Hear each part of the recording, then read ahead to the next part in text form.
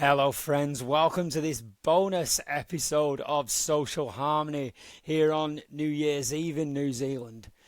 Now, today I'm joined by Dr. Matt Motchkavitz of the Excellence Incorporated company, and his, I suppose, whole ethos is helping people improve how they approach life, how they do what they do, how they move forward with a bit more purpose and intentionality.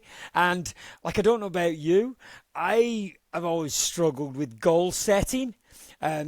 Years past, I've decided that I'm not going to bother with New Year's resolutions because I wouldn't stick to them. And I thought, well, why wait until January 1st to just make some life changes? They're going to need to come day by day. But even so, I'd struggle to formulate what were proper goals, what was actually important, look beyond what was, fashionable or whatever at the time, and actually set real world goals that would just stick, that would become part of my life, part of my daily routine. And Matt works with people to do that, just to identify what's actually important, what it is that you want out of life, and how to make both the plans and the changes necessary to achieve them and stride forward purposely. So with that, I really hope you do enjoy this episode. I got a lot from talking to him. I hope you do as well. And can I wish you all a blessed 2026. Thank you for your continued support, and thank you for joining me. Take care.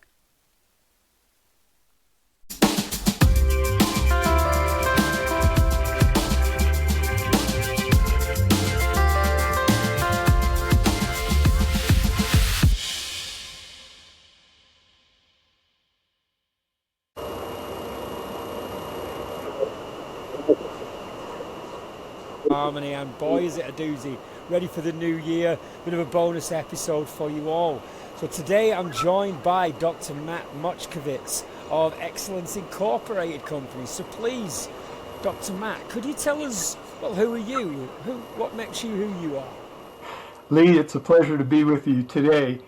My background real quickly for everybody. I've been a speaker trainer for over 40 years all over the U.S. and Canada, as far south as Curacao, still waiting to come to Australia, New Zealand, etc. But anyway, I was a therapist by training, which brings an interesting mix into this because most people are successful salespeople and they get into speaking. Mine came the other way. So I took a class on personal development, and that just blew my mind. I said, this is a different way of working with people. So I've been doing that forever. My dissertation advisor probably thought I was a sellout because I didn't do therapy for the rest of my life, but I think I've touched more people's lives doing what I do now. So that's how I got it started into what I do. I've given one keynote speech over 1,000 times. It's on attitude and belief. And then through that journey, it's personal development. So I've had to grow too. I've had ups and downs all the way through it. I've got some things where I lost a house in 2007. It was terrible, Yeah. So I've been at the edge of wondering what it's all about several times in my own life. But something keeps bringing me back to the purpose of the company is to help people learn basic life skills so that they can take their lives forward to the level that they want it to be. All right, well, if I can pull that back then, can I ask you, talk to me about Excellence Incorporated company. I mean, you said, it's about helping people to develop goals, improve their life, etc. Can I just ask you to expand on that? What is it you're about? Sure. There's 4 parts to it, and I won't spend a lot of time with this. We can do this later, but one part is speaking. So we have a speakers bureau, and then we also have a local speakers group that goes through Rotary, Kiwanis, Lions Clubs, and donates presentations. That's for beginner speakers. So we have advanced speakers and beginner speakers. That's part 1. Part 2 is 9 one-day training programs. So at one of the hearts of when I was in one of the lowest points in my life, I had just gone through a divorce. I had a single parent. I was raising a son 3 years old. I didn't know what I was going to do. I was watching TV at 2 in the morning, and all of a sudden this friend of mine that I knew from speaking was there talking about a seminar he was teaching all over the U.S. and Canada. my intuition told me maybe they need trainers. So I sent some information to the guy that owned the company. He picked me up and took me on this thing. So I got to see very directly what it's like to be a trainer in front of audiences of all different levels and experiences. But that company went out of business because they only had one training program. So I've created 9 on all different topics. We have events, we have all kinds of things. And I have a 2-day no limits seminar, and I brought some examples of what I mean no limits with me for this presentation today when we think about goals for next year, for example. And then finally, we have tangible products too. So for example, because this is goal setting, I have a whole class just on goal setting called Setting Goals for Success. This is an abbreviated version of the highlights of the best of it.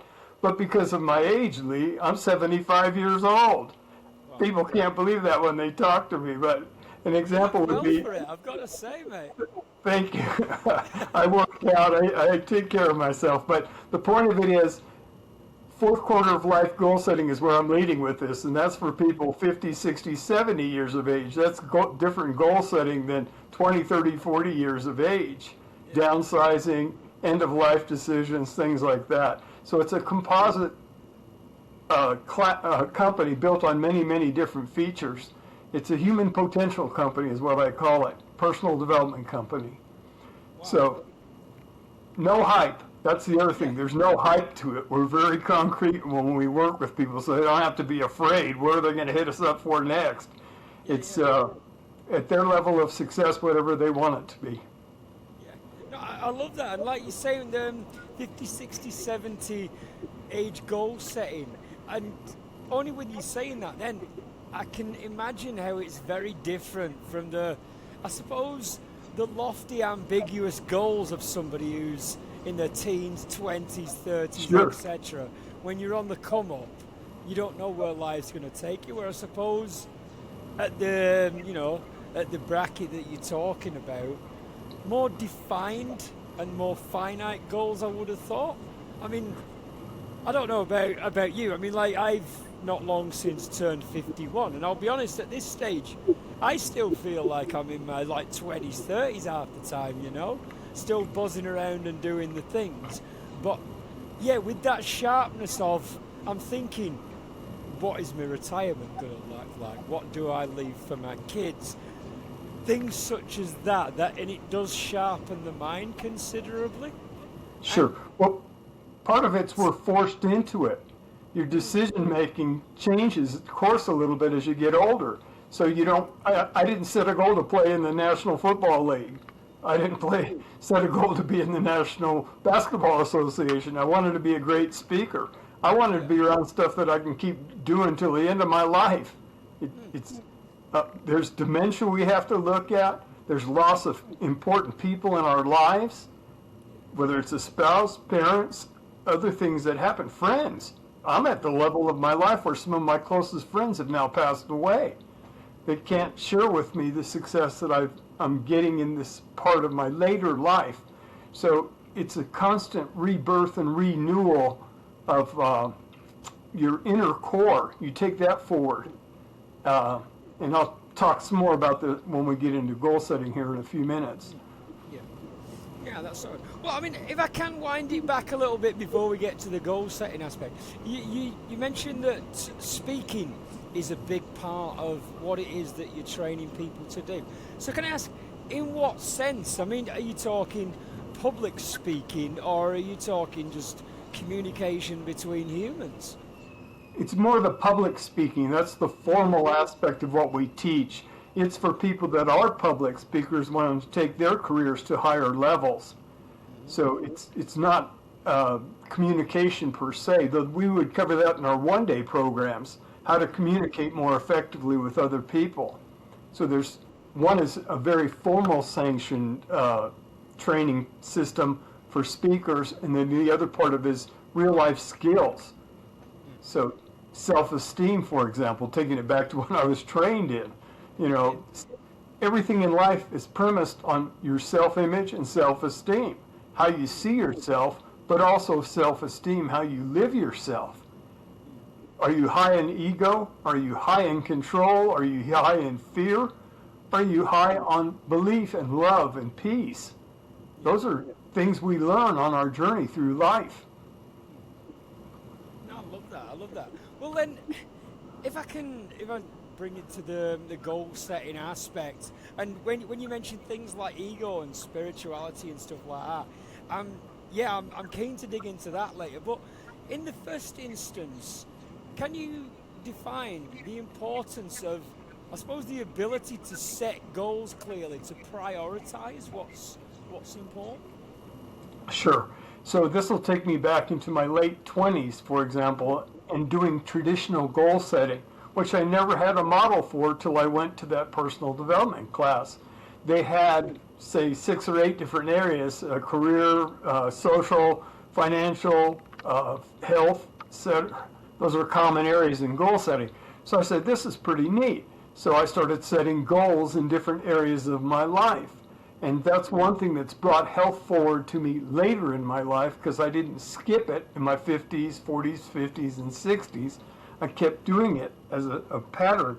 So, and then different things take priority in your life. So when you're younger, for example, career, marriage, things like that, you might be more interested in financial stuff because we need things to live on. And if we want to buy a house and other things that we want to do with our lives.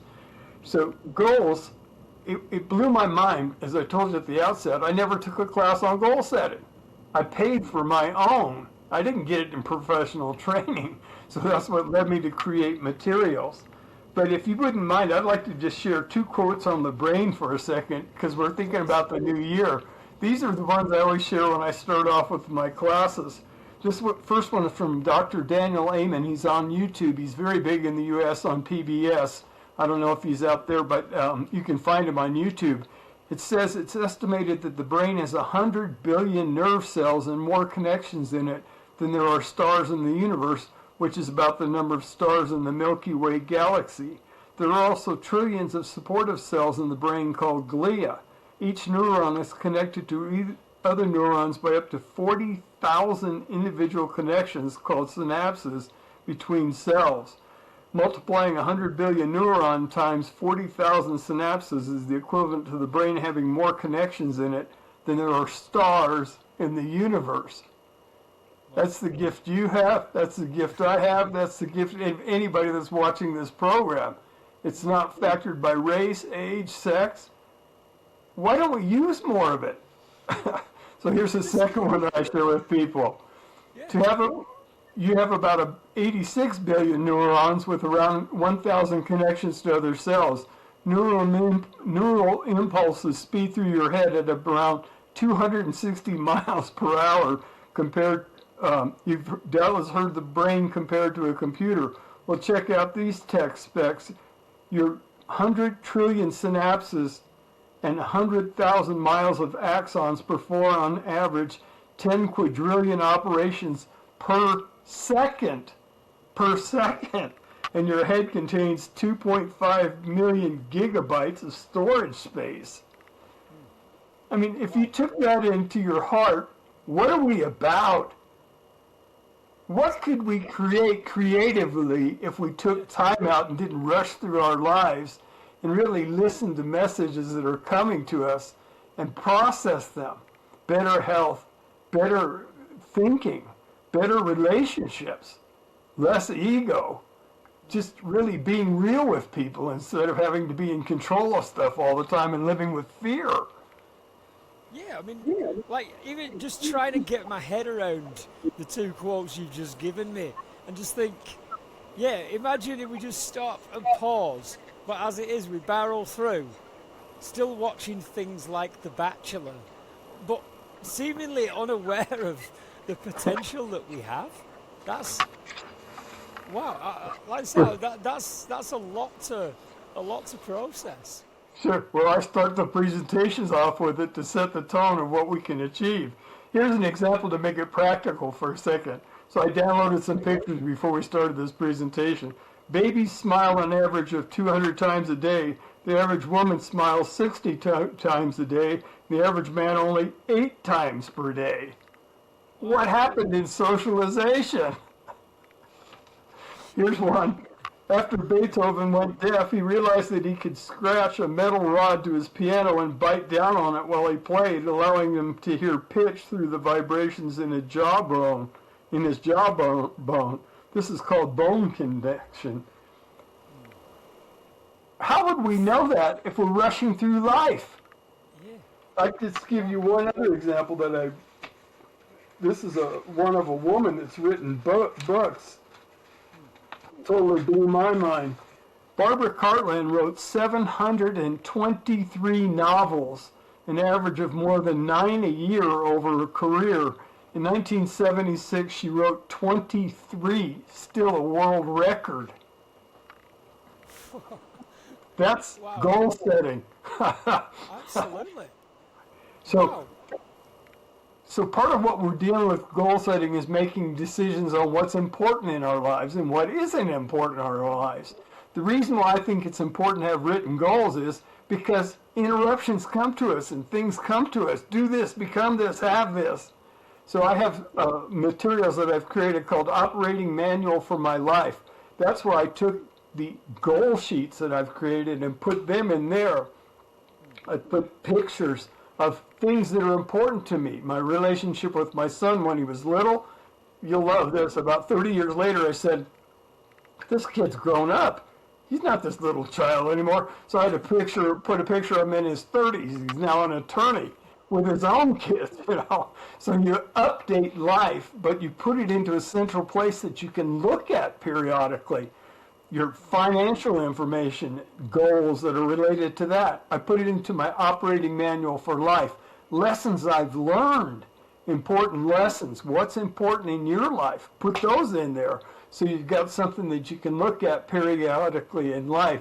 It inspires you. You update it periodically. So that's where I actually put the tangible worksheets that I've used in goal setting into a central source so that I know where to look at them periodically. Okay. Well, I mean, I suppose this leads me to my next question, which is, and I know given the time of year that we're at now, it's long been a popular thing to make New Year's resolutions and what have you, that people often fall over with. So, I mean, my question would be, why do people, once they make these, these arbitrary goals, why do they struggle to stick with them? Is it importance, do you think, or is there something more going on? So part of the idea is that people that even have been risen to the idea of setting goals, which I think is rare, in the U.S. we use the famous quote that only 3% of the population has written goals.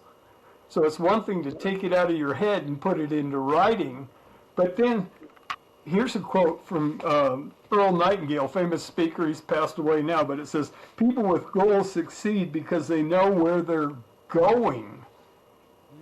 I love that. It's not chaos. It's not random. So into the materials on the presentation for this program today, put your goals in writing. The importance of writing, for example, clarifies, refines, ponders, changes. I got that out of a book called How to Get Control of Your Time in Your Life. It says set aside time to actually ponder and change. Then I asked the question, do you ever forget? Do you ever forget about them goals that were important to you? Do you ever miss deadlines? I'm a real estate broker. We deal with what in the U.S. what's called the statute of frauds. That means that anything is important has to be put in written form. So if you ever take into court, they know what your intentions were. So for example, that takes it from the very embryonic, I think I might want something, to there are consequences in my life if I don't do something. So putting it in written form. Second thing that I talk about, how to identify your goals. Use goal worksheets. Now when I started into this, I didn't have anything formalized. I just took sheets of paper and wrote titles at the top of them. Career, financial, social, etc. Then I made those into formal worksheets. Second example, if you want to identify your goals, go to do interest inventories. This I used to do at the University of Colorado. It was called the Strong Campbell Interest Inventory, where they rotated your interest against people in specific occupations. So, for example, you ask questions, do I like to water ski or be outdoors? You would know how an attorney or a physician answers that, but it rotates your answers against theirs. So it showed you a pathway as a potential career pathway. Interview people who are doing what you might want to do. I went to law school for a year. That's what my undergraduate work was premised on. I got to law school, I had hair down to here. It didn't fit the image of what law was all about. I never once interviewed an attorney before I went to law school. I hated it. I didn't like the adversarial nature of what I was experiencing in that first year. But out of adversity came the lead to becoming into therapeutic modalities. So when you step back out of chaos, you start to see patterns of interest, things that mean something of significance in your life, for example. So those are a couple things. One last thing that I recommend to people in the interim between this year and next year, there's a book called The Three Boxes of Life by Richard Bowles. Richard Bowles is famous for What Color is Your Parachute? But this is a real major look. It's this thick. It goes into all parts of your life where you can say, yes, I like to be indoors, or no, I like to be out of doors. Do I like to work with people, not work with people? So it's a very tangible, practical way to get a handle on what goal setting means to you as a person. Wow. No, I mean, I've got to say, I love the intentional nature of what you're saying, whereas, because I look back on, I suppose, my own formative years, and I would have these arbitrary goals, but mostly, I don't know, I would say I blew along on the wind with it. It was, I suppose, dictated by fashion or culture wars or whatever it would be. But what you've just said then ties in very, very well with, like, lately my daughter has just, she's just got into university to study law, funnily enough. Now, my daughter, she's always been very creative, she's very headstrong, she's very bold, she's got a lot of these, a lot of good qualities there. But I mean, I did wonder whether law would be right for her, because what I'll say is I hear a lot of kids who say, oh yeah, I want to be a lawyer. Now they've got an idea in their head from movies and TV.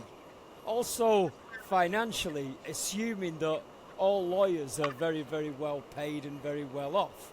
So those goals that you make when you're younger, like you touched upon financial goals, which at my stage of life now, it's about putting things in order, making sure I've got enough to live on. At 18-year-old or whatever, when my daughter's deciding this, I suppose a lot more of it's social or about status, Sure. that kind of thing. And so, yeah, I did wonder, but she actually, I put her in contact with lawyers that I know, and she shadowed them. Yes. I mean, it's not the full thing, but it's seeing that a lot of it is actually dull paperwork. It's not as grand as on the TV. Like, do you remember the series LA Law? Sure. Where it was always, high drama, big fists banging on the tables and stuff, which in reality is not that. But yeah, that it seems. Again, I've gone about it a bit of a long-winded way, but that seemed to help crystallise my daughter's goals, and she's now pushed ahead, and she's meeting those goals. Sure. She's done the pre-courses or whatever it is, and then in the new year she starts full-time with to study a law degree. I just sort of, I suppose, wish I'd had the same amount of, ability to plan my goals at that age as she's demonstrating now. And yeah, so it just, when the things you were just saying then, it just really, struck a chord with me. I suppose now as well, I can't really plan in the same way given my age and stage. But I don't know, I think it just highlighted my own lack of ability in this area, I suppose, especially when I was younger. So one thing I'll commend you on is you did the right thing with your daughter. You helped set her up to interview people. I wish I had known that earlier in my life. That's a practical strategy to find out what a career is all about. The good points, the bad points. So my son, incidentally, is an attorney. So he's doing what I didn't do. But I think if he didn't have the motivational background in his life, he wouldn't have even had the idea that he could be one. Yeah. So I commend you for working with your daughter and giving her support in the early part of her life. I believe there are no accidents in life. Even the bad things that happen to us teach us lessons. For example, if we're open to learning, and the good things too. It's a matter of doing some introspection in your life, what's really important. Yeah, I mean, and that's definitely a part of it. But if I can just touch on something you said there, when you said about the confidence to be an attorney. Now, that's, I suppose, a big thing as well that looms large for me. In that, when I was 18, I had no self-confidence. My self-esteem was incredibly low. I mean, I put out, I suppose, a bit of a front, that I was all capable, all knowing, just very, very ego-driven though. And as we touched upon before, the ego side of it, I suppose now I do look back with a bit of sadness that the things I missed out on because of low self-esteem. So, I mean, with that in mind, what would you say to somebody in that stage, about when it comes to just goal setting, but you've also got the added hurdle of your own insecurities, your own personal issues or whatever, let's say. How would you look to, get across that particular mountain? Part of what we teach in goal setting is balanced life. So it's not just a career. It's personal development, self-esteem. So spirituality, for example, service in your community, balancing out. I wrote a note here. I was doing a radio talk show in 1981. Well, believe it, a long time ago. The guy says, I don't know what your definition of success is, but if it's making money, I can tell you that's not where it's at. I made over $1 million in real estate last year and lost my friends and family along the way. What was that worth? Do you see what I mean? So it's finding balance. I made sure I gave up my speaking career to raise my son. He doesn't realize what that impact was. So I became a real estate agent so I could spend time with him as a single parent instead of having the glory years of being a speaker. So that's why I'm catching up to that later in my life. But I felt that was important for him and his needs at that time. I had a multimillionaire offer me money back in the starting of this company way back when, but he wanted me to move to Washington, D.C. My son was 4 years old at that point. He didn't know anybody else. I was his one real connection to anything else in the world, and it would have taken me into a glorious speaking career, but it would have meant leaving him behind. And then I had to ask myself, why did I have a son? So those are deep questions. It's what's important to you in your life, health versus money. For example, there's people that just blow themselves out totally on the go and don't realize what it's costing them in their physical being. So I do an annual physical, for example, in my life. That's one of my goals. And it tells me whether I'm too far along in certain things in my life or if I need to exercise more in different parts of my life. I put that concretely into a pattern. And it comes up every year on my paperwork. Have you done your annual physical yet? So it's putting structure into your life to make sure you're hitting on the things that are important to you. Now, well, I suppose with that in mind, do you think that's the major cornerstone of, I suppose, successful goal setting in the first instance, but also there's that part that's turning the spoken goal into, I suppose, practical action, for want of a better phrase? Yes. I think it's taking it out of just speaking it and putting it into a written form. It's back to that first page I read where you can refine it, you can ponder it, you can look at it and say, is this really what I want? I told you I went to law school. I never interviewed people. I hated it. It was adversarial. That was my experience way back then, and I didn't look the part either. But I wish somebody had coached me a little bit more back then. I didn't know what coaching, I didn't know what mentoring was about. Those things are all resources available to us.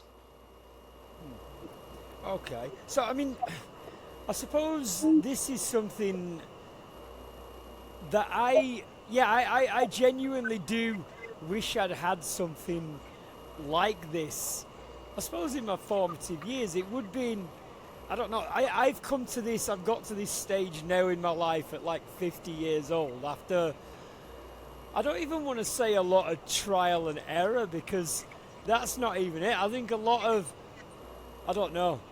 abortive starts, a lot of false starts, sure. Yeah, a lot of false dawns, and I think a lot of just, really arbitrary things that I think I want, or I really should do that kind of, that kind of thinking though, rather than that, I don't know, let's say task-focused model of working, which, I do like, as you're talking to me now about writing down these goals, whether it be on an actual worksheet or a piece of paper that I can say, I'm doing that, I'm committing to paper, but I'm also, I suppose I'm committing somewhere intrinsically. It's not just a throwaway conversation or I could do to lose a few pounds. Sure. Rather than, I need to lose 40 pounds and this is how I will do it. Sure. So to me, it's not just about task, it's what makes you happy. That's the real essence of what we're talking about today. Kids smile, they're happy until they get socialized, right? But so that's the question I always bring to people. What do you like doing?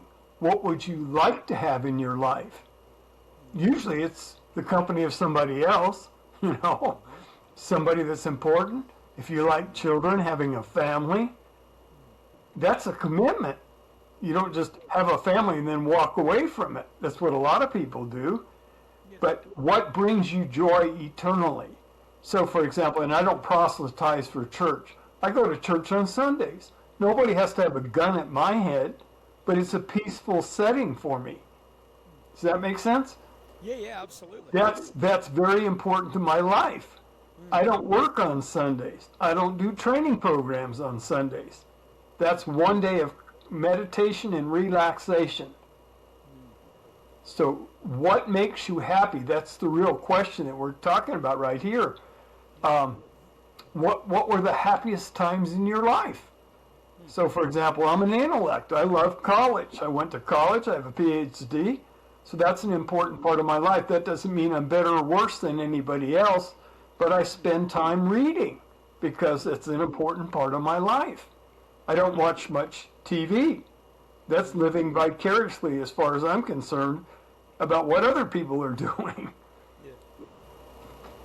Wow. So, I mean, when it comes to this, when you're working with somebody on these things, how do you do that, like, really drill down on what it is that, I suppose, not just makes a person happy, but how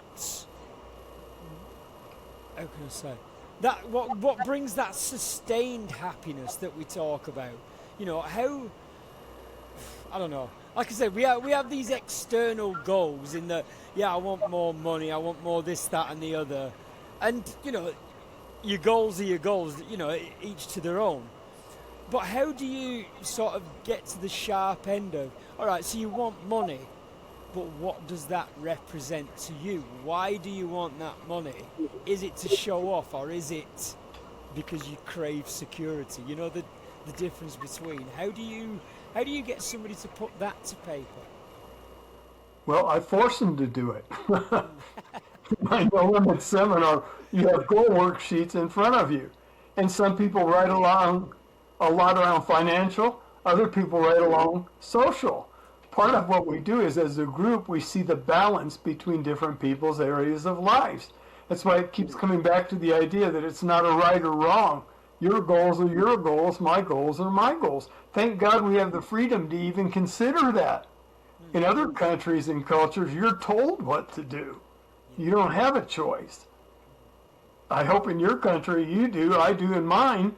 Yeah, And so that's an example of something I meditate and give thanks for. yeah. Nobody puts, go ahead.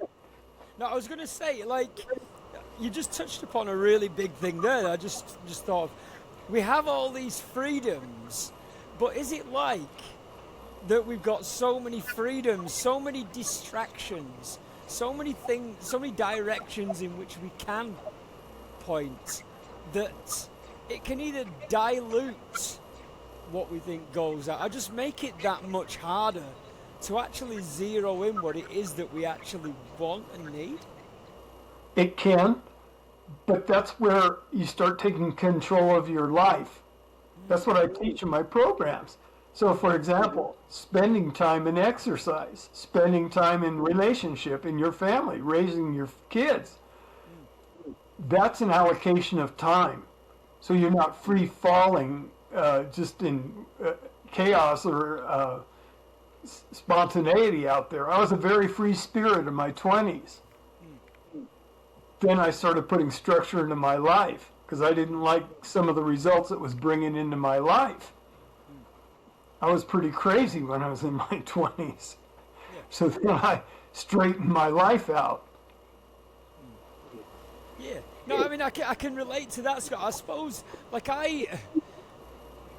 when I was younger, I wanted to know all the things. I wanted to be great at everything. I think, in some way, I considered myself a bit of a budget Renaissance man. But the truth of the matter is, I was a bit of a jack of all trades and a master of none.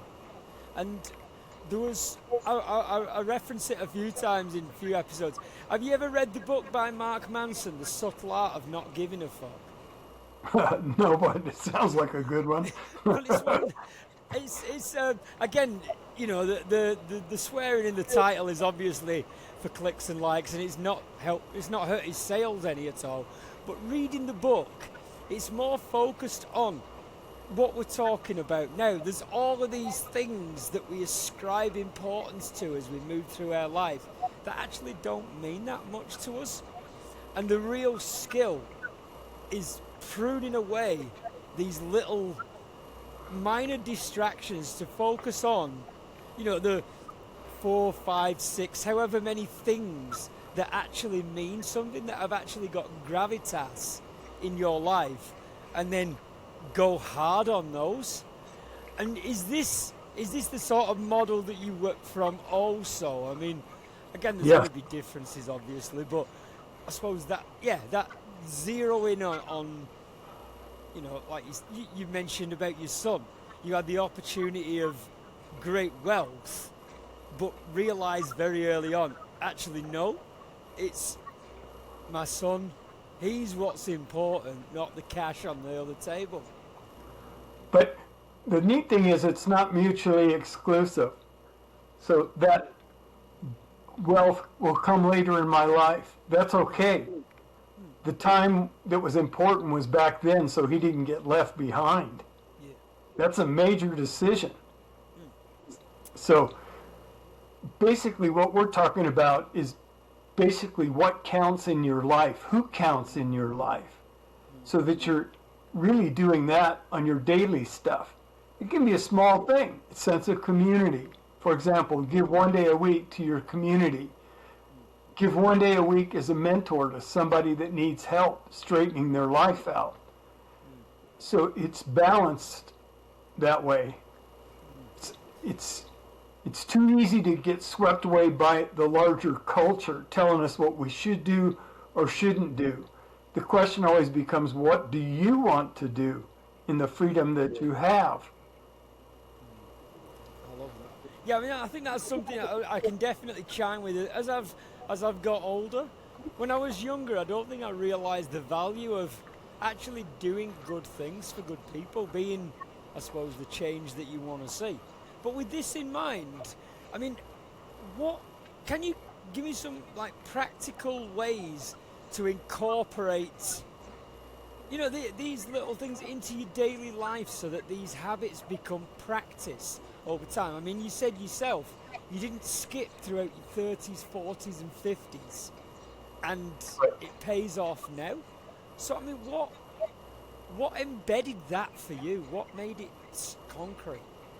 So specific strategies. So I exercise 2 to 3 times a week. That's something that's non-negotiable. There are certain days that I've blocked to put that time in because I know it'll affect me later in my life. I stay active mentally. My dad had Alzheimer's. I don't want that in my life. And there's research to say to keep an active mind and intellect, moving forward that in your life. If there were core things in your life, what are they? So physical, for example, mental, financial. I don't want to be a drag on society. I want to make sure that I'm in a good place, not greedy, but a good place. As we build the team, for example, it's not just for our benefit, not just for our greed. It's to be able to tithe to activities that you feel are important in your community. It's taking it out of self to service to other people. It's just a model that we built into it. No, I love that. But I started, so one of the best things I ever learned, Lee, to be honest with you, and this didn't happen until I was 30, that was to get a time management planner. That blew my mind, so all of a sudden now I'm looking at it every day, it's right in front of me. So I still use one instead of a phone, I use paper and pencil every day in my life. And it's a good way. I write an annual Christmas letter. It tells me what I did 20 years ago, 30 years ago, what I thought was important. Another thing that I teach people is never live with regret that you didn't do something till later in your life. You're in a better, not you personally, but you are in a better place probably than you were when you were younger. Does that make sense? More skilled? Yeah. Just doing what you're doing with the podcast is phenomenal. That can bring other miracles into your life that you can't even anticipate yet. This is only my second one, right? And all of a sudden I started to think, this is a whole different way than marketing on LinkedIn. I hate social media, to be honest with you. The algorithms that are embedded in social media. I post stuff, I don't know if it ever gets shown to anybody else, but I'm grateful to be here because it tests what a podcast is all about. So I hope it brings in some great stuff for you in your lifetime with other guests and other things that you create out of it. Yeah. I mean, it's listening to what you're saying. Then, I mean, I think, I am in a better place. I would never have done this in my earlier years, and I suppose technologically it wasn't available in my early years. But I think more to the point, like I talked on before, it was the self-esteem thing. I wouldn't have had the chutzpah to put something like this together, and so I mean, I suppose with that in mind, you mentioned about you do a yearly Christmas letter, etc.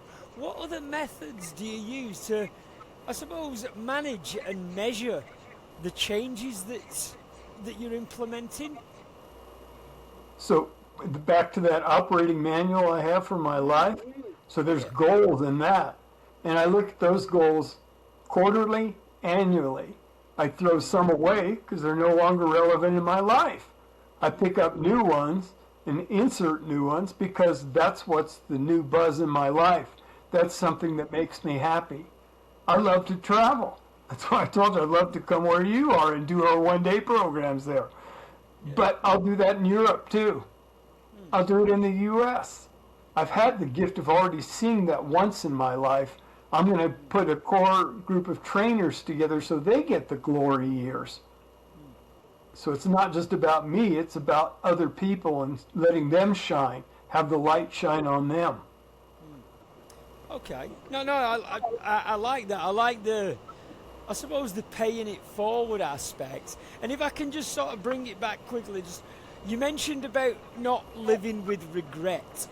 Now, this is something I think I've only recently picked up on this because I was quite self-flagellating along the way. But now I've got to a place I think where, yeah, where I suppose I can look back on in things in that you don't know what you don't know. But I mean, how do you encourage people to sort of cast aside regret or not dwell in that space of not having done or whatever, made bad choices maybe, I don't know.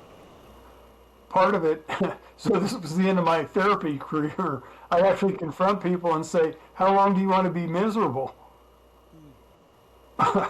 If you have the choice of being happy or miserable, which choice do you want to be? Yeah. That was kind of like a slap in the face. Yeah, no, I think that's a relevant one though, because this is one, I don't know about you, like, maybe you didn't work in the therapy field, but I think nowadays too many people are, I don't want to use the phrase cosseted, that's not really where I'm going, but there does seem to be that very me-centric philosophy permeating everywhere, whereas you're wonderful, you're perfect. And I think sometimes that slap in the face, we do need that as people. Sure. That's Well, a if we're not, reality check. I can assure you, if we're not open to it, it comes. It can come through a heart attack. It can come from a car accident. That's what really motivates people in America. I can teach them noble things, and they think that's great. One of my best friends, 62 years of age. I've known him for 40 years. He never sets goals. He's around me all the time hearing about it. I finally confronted him on it. Do you have written goals? No. But here's the thing. He's 62 years old working 3 part-time jobs.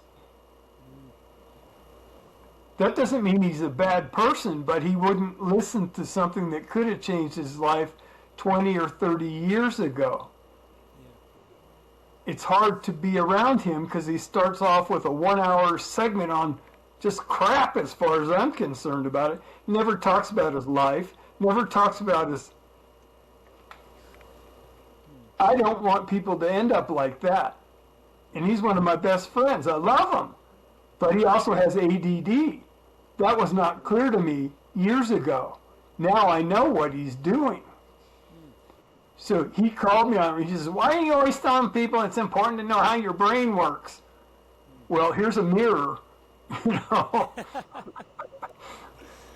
I mean, I suppose that's what you just touched upon another point there, that we have different ways of processing and dealing with information. So something like your friend, how would you approach somebody who's of an ADD mindset and get them to approach goals rather than the scattergun approach to life that somebody in that mode often operates on?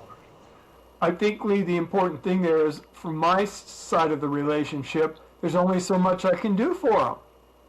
If he's not willing to pick up on it and change himself, there's only so much I can do. I won't cast him away as a friend. We're still going to be friends till the day we die. Yeah. But I can't put an expectation on him. That's just not within his range of competence. Yeah. But my needs come through other people. Does that make sense? Yeah. And I hope I can become wealthy enough to help him. Gift stuff to him that he would never know. Just as a gift. No conditions to it. Say you got to pay this back. Yeah, no, I love that. And, I mean, I suppose that highlights a broader thing of something you've talked about in your program. It's your goals, but also, like you just touched upon then, it's what you're bringing to it affects, I suppose, how you move through with this information. I mean, in that vein then, so you do your seminars, your courses where you work with people. Is there anything sort of beyond that you recommend? I suppose further homework, further check-ins, things like that. Yeah. So on the personal level of skill acquisition, it's to be present with people and not be overwhelming, not coming from my ego. It's to accept them for who they are, as an example. But on the design of my company, what I find in training programs generally, it's nice to be in the middle of it for one day, but when that trainer leaves, you go back to your life. So what we'll have on the back end of that is a core. So we have 9 different training programs. I'm going to use one as an example, strategic achievement. We're going to have one person that's the lead trainer for that, but what they do is they have an open session that people pay $99 a year to access. So they bring in questions. I did my goals, but they're not happening. What do I do? So we provide reinforcement for people and accountability that way. Okay. All right. So, I mean, with this in mind, I mean, like we've mentioned before, I mean, I suppose new year, new start. What do you think would be the first thing that you would say to somebody that's embarking on, I don't know, making significant changes in their life? What's the starting point? Because I think, Sure. I'm sure you've seen it a hell of a lot more than I have, that a lot of time it's the overwhelm, it's the thought of change that Sure, can be sure. as much of a block as anything else. One of the things that I try to teach in our seminars, even for a one-day program, there's a lot of material here. Write 3 to 5 things that you think were the most important things that you learned today. Not all of it, but 3 to 5 major things that you want to work with. The same thing. So, for example, one of the biggest issues that I see in people, especially in the U.S., we're bountiful, we have a lot of money, materially driven, but a lot of people are overweight. Get in shape. Your body will thank you for it. That's just, if you don't have money, just start walking. That's free, right? As you get better at it, contract with a trainer or go to a fitness facility where they can really hone you down into training. Because as you get in shape, you start feeling better. And that's the first thing that I'd start with. Second thing is starting with a level of forgiveness. I'm on my knees every day asking for forgiveness for people that I've wronged in my lifetime. I'm not a perfect person. I've made some bad mistakes in my life. So forgiveness, but proactive living. What's opening up in my life? What is something miraculous, something that I hadn't even anticipated? So as I build this company, there's a famous quote that says certain people, when they built companies, they were smart enough to know that they wanted to hire people smarter than them. They didn't have to be the be-all, end-all person. We bring a core of knowledge together and we share it together. So it's being open and receptive to change. In the design that I have, it's a design, but it's not perfect and it's not absolute. We welcome people to come in and bring their knowledge in with it. So it's me getting out of my ego, saying that's a good idea. So starting with some small steps: exercise, mental, financial, setting a budget together if you're not used to doing. That was huge for me. I have a monthly budget I work with now. I'm not even retired. You know, people look at me and say, you should have retired 20 years ago. Why? For what my needs are. I'll never retire. I don't plan on retiring till I die. You know, even if I had the ability to do it, I love what I do. Yeah. Well, I think that's. Does that help you a little bit? Those are some. Yeah, absolutely. Yeah. I mean, I suppose I've taken a similar sort of choice for myself because I'm actually training to be a therapist as we speak for the Sure. same reasons. You know, yeah. I mean, there's the financial aspect. It's good to have a revenue stream and what have you, but I actually find that I enjoy this work. I like the social. I like the learning. And these are things, I suppose, as we've been talking, I've unwittingly set myself goals that are going to keep me working well into the future. And you know, Sure, like I said, that's not just for gain, for financial purposes. Just yeah, sure. I It's suppose it's it's the it's the intrinsic value of what you're learning and becoming. yeah, So, for and example, do that in goal setting. What does my career consist of? So, for example, it's not just that degree or whatever. What will I become in the process? A yeah, better human being, yeah. helping people. And I don't mean to bash therapy if it sounded that way. That was just something, No, no, it was a great part of my life, mm, but I changed into something else after that, if that makes sense. yeah, It was a springboard into something different. yeah. It's not Well, it's not an either or. You can still keep doing podcasts for what you do, for example, and help people this way. Even if you become a therapist, you may change it in the direction of what I've learned from being a therapist and how this can benefit your life. yeah, yeah. I mean, and this is what, like, why I'm loving talking to you as well, because there's parallels like that. Like, I suppose the therapist, it's informed how you approach things now, and that's, I, if I can just sort of use it as a mirror on my own life. When I was younger, I was a chef before I did any of this kind of thing. Now, I thought back then that's what I was going to be throughout my life, you know, and now it doesn't necessarily influence how I work now as a social worker and thence to become a therapist, but it has added in my life. For instance, both of my kids can cook to a decent degree. You know, I can feed myself well. I also look at now with my goals for like fitness. Now, I'm not looking to be an athlete, I'm not looking to be jacked, but I'm looking after myself well. The food that I eat ties into this. Also, I look at holistically how eating garbage, you know, how it affects you physically, yeah, but also mentally, like you talked about before, getting in shape, little things like that. It affects a positive mindset.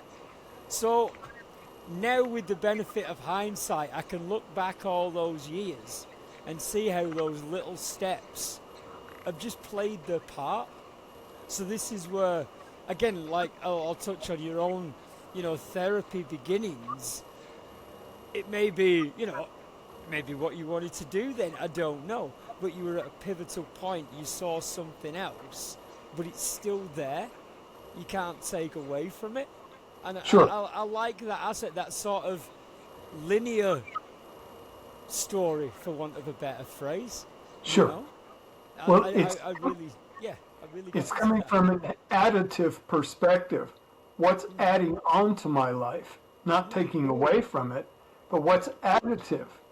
mm, So yeah, that's helpful to understand. It wasn't wasted time. It was a part of my life. It was a professional part of my life. mm, yeah. So there's no loss to it. Well, that's the That's thing, and I what, think that's it. Yeah, where we talked about before about opening your mind to new things. It's when I look at that and think, well, I don't have to be in this fixed position. I can, yeah. And you mentioned before about it's not just the degree; it's how it impacts on your life. Well, I think before I probably in the earlier years would have done a degree just to have it and the doors that it opened for me financially. Whereas now, yeah, you know, I continue to study. I'm doing more postgrads and what have you. But it's as much about the knowledge I get as the piece of paper that's on my back wall, you know? well, part of it too was you learn skills from that early stage of your life to be able to bring in new information. You wouldn't even have been receptive to it if you didn't have that experience base in your life. Yeah, That makes sense? right. So that's why I told you when I start with these quotes at the beginning of a presentation, I was not taught how powerful the brain was, but guess what? It appeared in my life. I can document it now when I'm teaching a program. Blows people away. It's a good hook. It's a good inspirational, and it's positive. It's not negative, right? It's incentive to show people how powerful their own brains are and what they can do with their lives. But I didn't have that. But if I wasn't receptive, at least it came into my life. Yeah, definitely. Wow. Well, I suppose as we now look to bring this episode home, you talked earlier about, you wanted to get out to Australia, New Zealand, Europe, wherever. So, well, your goals for 2026 and beyond, what does that look like now? I'm going to finish building it in the U.S. We've already got the structure of the company done. So I spent most of this year finalizing it. If somebody said we need a stress management program, it's done, or strategic achievement. I still am a real estate agent too, so I set goals there. But I want to travel. I love to travel. I've had the gift earlier in my life to do it. Now I'm in a better place to do it. Plus I have knowledge that's non-hype. It's not going to hype people. It's going to give them something practical when I'm there. It's a gift. So that's what I want to do in 226. I want to do ski resort seminars. I've done that before for 2 winters here in Colorado. So I want to be up there because it's people from around the world traveling. Oh, well. Well, I mean, I'm going to put links to all your work in the show notes and what have you.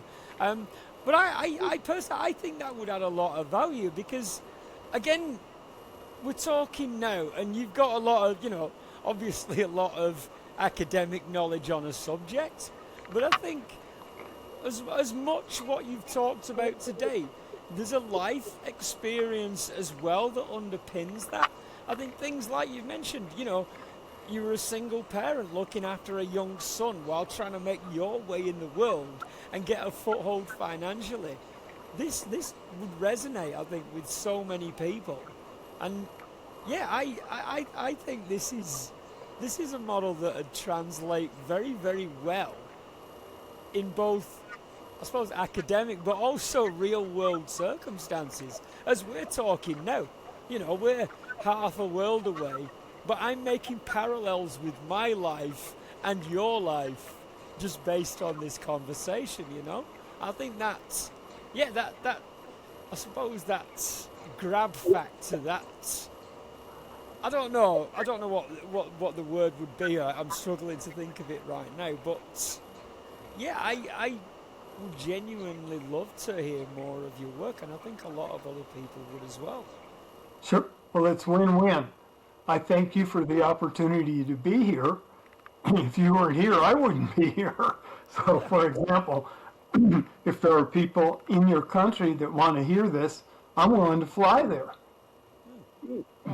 and share a one-day program that would blow people's minds. No hype, no upsell. It's concrete. You leave with tangible things that you can take out of here. If I come there, for example, in the strategic achievement class, I don't normally give the goal worksheets out. I show what they are, but I'll give everybody a set to take with them at the end of the session so they know how to do it. That's huge. Yeah, and I think as well, you're living proof of this model of working. You've done it. You're there. And I want to be known as a fun person, not somebody that's so serious, right? I have fun too. I smile a lot. Yeah. No, that's great. And again, I want to say thank you, Matt. I've really enjoyed this conversation with you. It's been, not only edifying, but also just enjoyable. It's the last hour we've been talking now, and it's flown by, and I'll use that as a metric of a good conversation with someone. So thank you very much. I appreciate you. And back at you. Thank you too. Enjoy your day. Let's make it a righteous year for you. Keep up the good work. Thanks for having me on your podcast. Be blessed always. It's been an absolute pleasure. So thank you for joining me. And thank you out there again for listening. As always, I really do appreciate your support. For those of you new to the podcast, if you can look out for me on Instagram and now TikTok under Social Harmony Talk, in addition to Facebook on Social Harmony Time to Talk. I'll post show links, selfies, pictures of my grill, information on upcoming episodes, which are available on both Spotify and Apple Podcasts, with a new episode coming every Monday at 6 p.m. New Zealand time.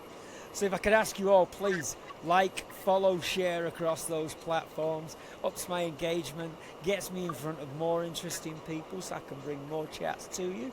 If you feel up to it, please add a comment, get involved. You can join me for a conversation if you wish. Please hit me up and jump in my messages. But for now, go well, look after yourselves and keep talking. Thank you very much for listening.